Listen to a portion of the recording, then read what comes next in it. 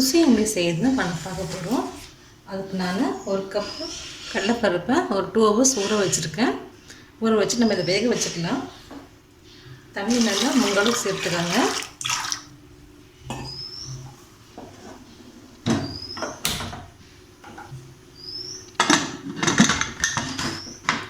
இது 2 விசில் வரட்டும். வந்ததுக்கப்புறம் நம்ம எடுத்துக்கலாம்.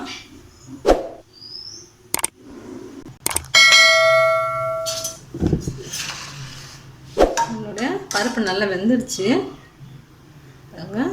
இதெல்லாம் நம்ம தண்ணி நம்ம ஃபில்டர் பண்ணிவிட்டு நல்லா ஆற வச்சுட்டு நம்ம இதை அரைச்சிக்கலாம்.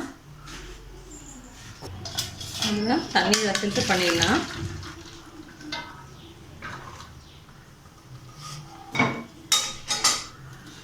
தண்ணி ஃபில்டர் ஆகிட்டு நல்லா ஆறட்டும். ஆறினதுக்கப்புறம் நம்ம இதை அரைச்சி எடுத்துக்குவோம். வெயிட் பண்ணுவோம். நம்மளோட பருப்பு நல்லா ஆறிடுச்சு. இப்போ அரைச்சிக்கலாம். இப்போதை நம்ம நல்லா அரைச்சி எடுத்தாச்சு. அரைச்சி எடுத்துட்டோம். அதுக்காக நான் ஒரு கப்பு தேங்காயும் துருவி வச்சுருக்கேன்.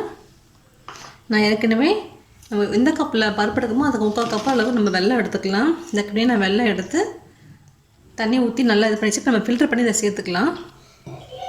எப்படி செய்யுதுன்னு பார்க்கலாம். நான் 1 ஸ்பூன் நெய் ஆட் பண்ணியிருக்கேன். நம்ம நெய்யில் தேங்காய் துருவலை போட்டு வறுத்துக்கலாம். இது லேசாக வரப்போட்டோம் நமக்கு தேங்காய்.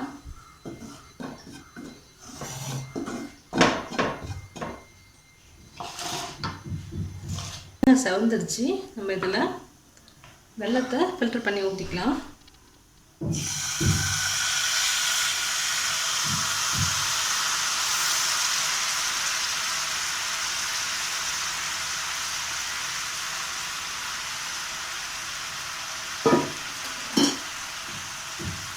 நம்ம மண் நல்லா இருந்துச்சுன்னா நமக்கு அதை ஃபில்டரே வந்துடும். அதுக்கு தான் ஃபில்டர் பண்ணுறோம்.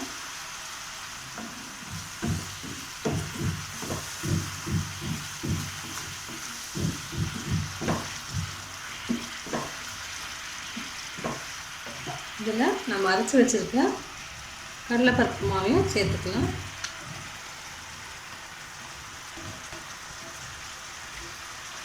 நல்லா நம்ம கலந்து விட்டுக்கலாம்.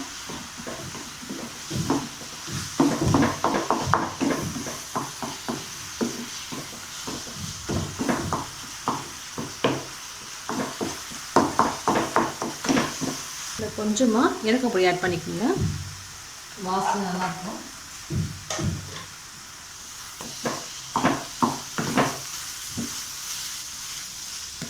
நல்லா திக்காக வரணும். நமக்கு உருண்டை பிடிக்கிற அளவுக்கு நல்லா திக்காக வரணும்.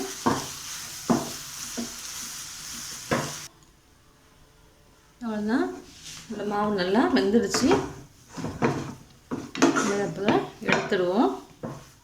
இது நல்லா ஆறுனதுக்கப்புறம் நம்ம உருண்டை பிடிச்சிக்கலாம். ஸ்டவ் ஆஃப் பண்ணிவிடுவோம்.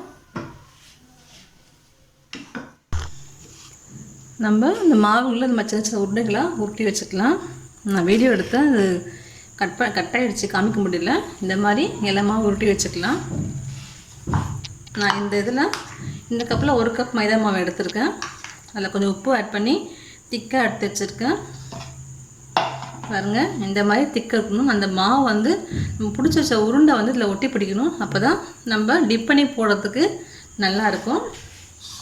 நம்ம எண்ணெய் காஞ்சதும் நம்ம இதை பொரித்து எடுத்துக்கலாம். உருண்டைகளை மாவில் இப்படி முக்கி எடுத்துடுங்க.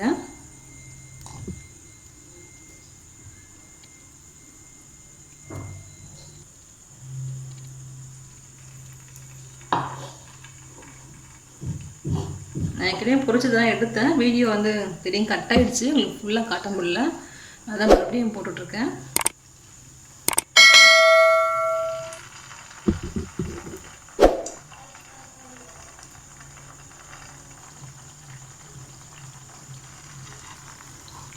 ஸோ மெலிசாக வச்சுக்கோங்க, நான் கருகி போயிடும்.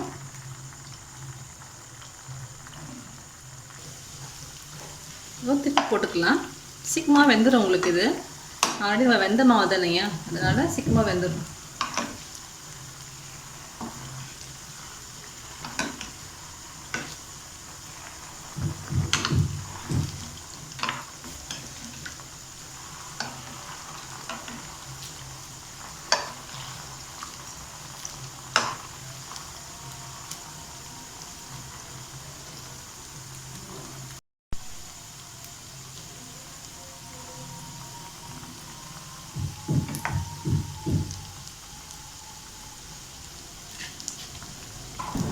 நம்மளுடைய சுயம் ரெடி ஆகிடுச்சு.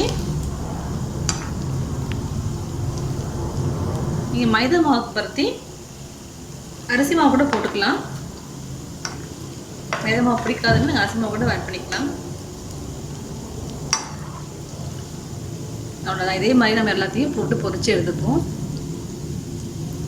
இதை வச்சு நம்ம எடுத்துருவோம். அதை